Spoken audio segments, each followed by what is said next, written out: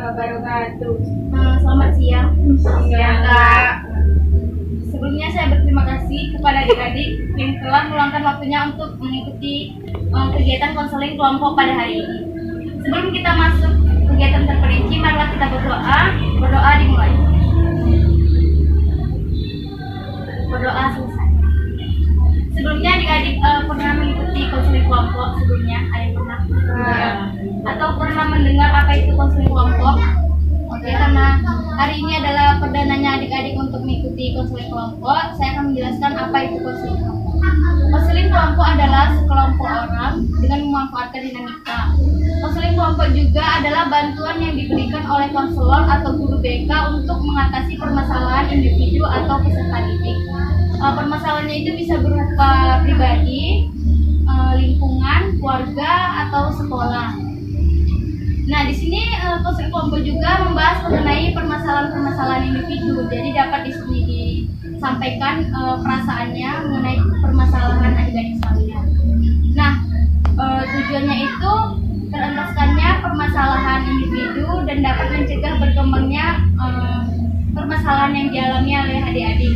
Di sini juga kita dapat memberikan solusi atau metode pemecahan permasalahan kalian semua.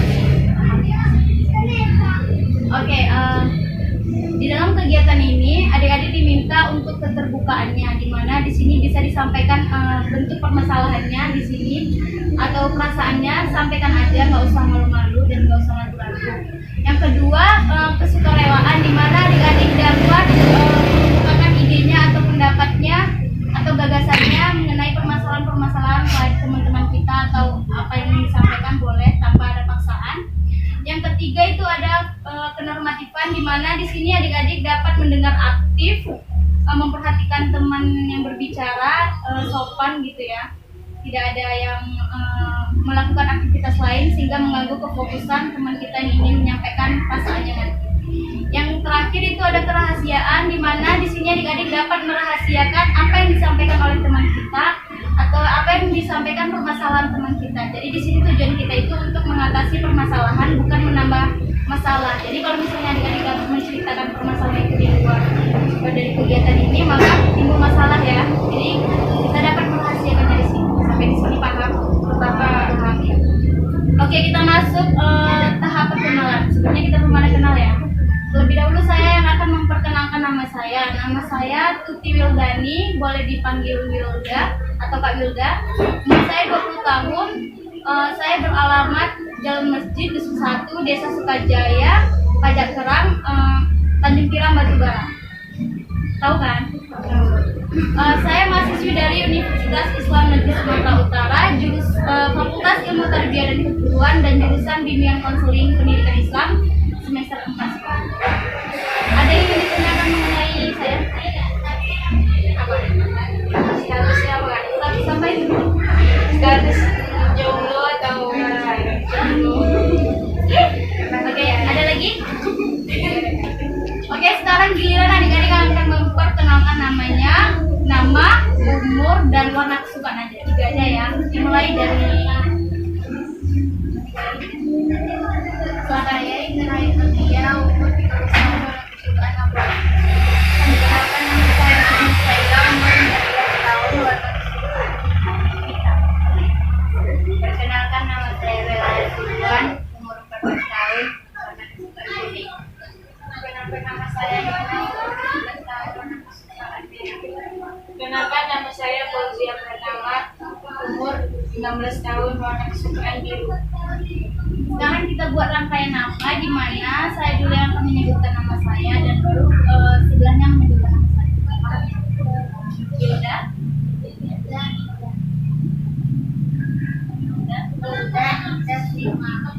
Hilda Indah Sukma Bella.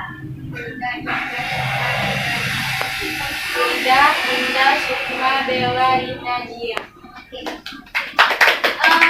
Siapa yang paling hebat di antara kita?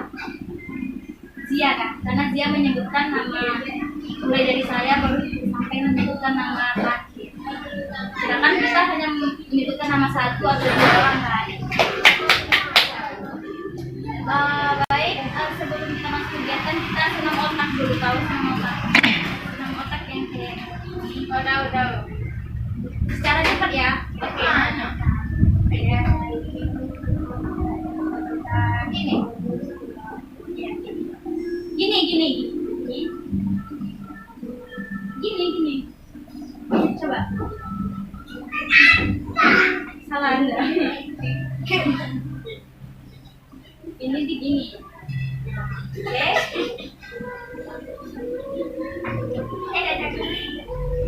Boleh lihat kamera. Emang. Kalian udah baca testing? Enggak. Ini kurang bagus. Sampai secepat mungkin.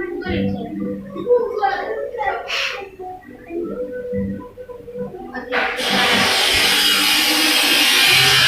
Ini karena kita melakukan kegiatan konseling, berarti adik-adik harus menceritakan minimal satu permasalahannya di sini yang akan kita tuntaskan permasalahannya. Mulai dari kaum kita ini boleh. Apa kira-kira permasalahan yang adik-adik alami? Saya punya masalah Insecure. saya punya masalah tidak percaya diri. Oke, tidak percaya diri. Berarti hampir sama lah ya. Nah, selanjutnya Saya mempunyai masalah pemalu. saya mempunyai masalah Ceritakan dulu. sebenarnya cita-cita karena sekolah karena COVID. Oh, sebenarnya cita-cita karena gara-gara COVID ini ya, jadi sekolahnya nggak tatap muka. Terima kasih adik-adik udah mengatakan masing-masing permasalahannya. Kira-kira permasalahan apa yang akan kita bahas terlebih dahulu? Insecure. Menurut kakak hampir sama ya bentuk permasalahannya. Insecure, terus yang ini tadi tidak percaya diri, lalu yang di sebelahnya aku malu, dan ini juga minder. Jadi kita anggap sama permasalahannya. Jadi adik-adik dapat memahami apa yang akan kakak sampaikan. Sekiranya nggak tahu boleh ditanya. Mungkin ada teman lain ingin beri pendapatnya atau gagasan idenya atau apalah ya. Sekiranya yang mau disampaikan silahkan tanpa ada paksaan. Oke, kita mulai dari yang permasalahan insecure, di mana insecure ini adalah sifat yang istilahnya ada pada diri orang yang tidak ada pada diri kita gitu kan. Makanya kita timbul rasa insecure, baik berupa fisik, pakaian, sosial, terus bakat atau minat gitu kan. Pasti ada yang mempengaruhi makanya kita menjadi insecure. Kira-kira apa yang dialami oleh teman kita makanya menjadi insecure? Karena pakaiannya? Karena penampilan. Oke, karena penampilan. Berarti di sini kita dapat merubah penampilan kita yang tadinya buruk menjadi baik. Artinya tidak memaksakan juga. Sekiranya kalau kita itu nggak mampu gitu. Tapi belajarlah untuk menjadi percaya diri. Karena sebenarnya kalau kita tuh sering-sering insecure, berarti kita tuh merasa diri kita kurang. Artinya kita kurang bersyukur. Nah begitu juga sama yang tidak percaya diri ya. Artinya malu-malu gitu ya di depan umum atau di depan orang-orang gitu kan. Jadi di sekolah mungkin kalian pernah belajar presentasi, ada ya makalah. Nah di situ kita juga bisa belajar gimana kalau misalnya presentasi kita bisa belajar untuk berbicara ke depan, untuk menjelaskan. Di situ juga kita dapat tumbuh rasa percaya diri. Kira-kira adik ini makanya nggak percaya diri itu dari mana? Dari fisik ya, bukan dari ketika orang rame ya. Hampir sama dong sama yang rasanya dari insecure ya. Oke, fisiknya itu kira-kira kenapa? Kalau pandangan kalian, menurut kalian Sukma ini nggak ada masalah kan, biasa aja gitu kan. Jadi kira-kira karena terlalu gemuk atau terlalu apa gitu, tidak mempunyai body yang bagus. Oke, sebenarnya itu bukan masalah yang terlalu sulit ya menurut saya. Menurut kamu sulit, oke. Kamu juga bisa apa ya, kalau kita lihat zaman sekarang kan zaman yang canggih ya, di mana-mana ada gym, terus ada yoga, ada senam dan lain sebagainya. Itu juga kita dapat mengikuti alternatif itu supaya kita menjadi apa yang mau kita dapatkan gitu. Artinya jangan memaksa juga gitu, karena gara-gara kita langsung nggak makan bisa kan menimbulkan permasalahan baru ya, sakit jadinya kan. Terus cobalah untuk mencintai diri sendiri. Terus ya apa yang diubah dari penampilan kita juga bisa diubah sehingga kita tuh jadi percaya diri gitu kan. Itulah mungkin bisa dilakukan oleh Sukma ya. Belajar atau perhatikan apa yang kurang gitu. paham ya. Oke, sama yang ini juga pemalu ya. Kalau pemalu itu yang saya jelaskan tadi lah ya, seperti presentasi ya. Di situ kita juga bisa belajar untuk bicara, terus kita sering-sering kumpul dengan kawan, terus kalau ada keluarga-keluarga yang sedang melakukan kegiatan di luar rumah atau istilahnya berkunjung ke tempat keluarga, itu kita juga bisa mengikuti orang tua kita gitu kan. Jadi itu tidak malu dengan orang ramai, tidak malu dengan semuanya gitu kan. Kira-kira malunya apa? Sama orang baru ya, oke, wajar, mungkin saya pun masih kayak gitu juga ya, malu ya kalau sama orang baru. Jadi kita juga bisa memulai pembicaraan yang lanjut gitu, istilahnya kan namanya siapa atau umurnya berapa, sekolahnya atau siapa, bisa mulai berbicara yang seperti itu ya. Sama yang minder juga kan, hampir sama lah ya. Jadi kita tuh harus bersyukur pada diri kita. Terus jauh-jauh sikap-sikap yang hal-hal yang buruk. Jadi sebenarnya apa yang ingin dirubah bisa dirubah. Jadi artinya yang paling penting itu tidak memaksakan diri sendiri. Tapi di sini paham ya adik-adik ya? Tidak merasa beban lagi ya permasalahannya ya.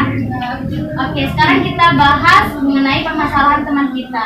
Tadi katanya ini terpendamnya cita-cita karena sejak corona ini sekolahnya tidak aktif, tidak bertatap muka, artinya tidak masuk ke kelas ya. Sebenarnya cita-cita itu bukan terhalang dari sekolah sih, kalau kita memang punya niat. Adik-adik tadi cita-citanya mau jadi polisi kan, polwan ya. Sebenarnya itu kita juga bisa di rumah kan ada belajar melalui WA, terus kalian juga bisa melihat dari tutorial YouTube cara belajar yang efektif. Terus baca buku kan ada dari sekolah kan, buku panduan.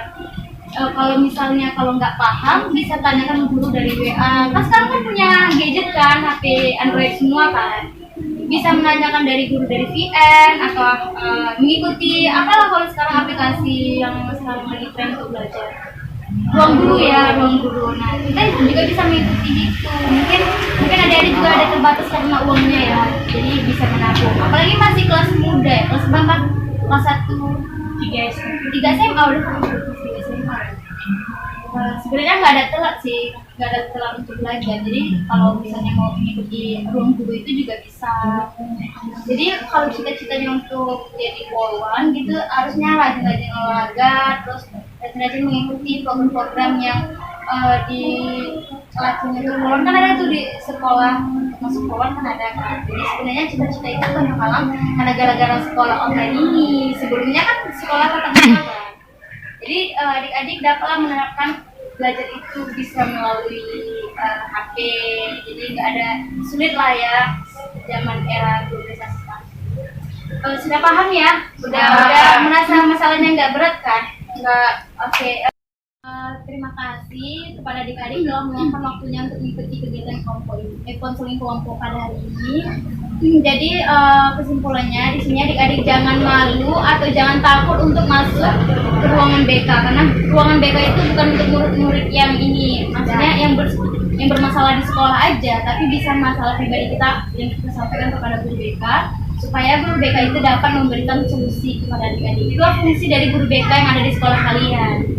Nah, terus juga guru BK itu jangan kalian mengiranya itu adalah polisi sekolah. Jadi sebenarnya guru BK itu memberikan arahan kepada peserta didik untuk menjadi lebih baik, memberikan pemahaman kepada peserta didik supaya tidak melakukan hal-hal yang negatif di sekolah itu. Jadi kalau misalnya guru BK kalian itu ada yang ngambil handphone, terus ngambil lipstick, terus apa lagi yang bedak kan, nah itu wajar gitu kan, bukan hanya guru BK saja, mungkin guru mata pelajaran juga melarang untuk kalian membawa yang seperti itu ya.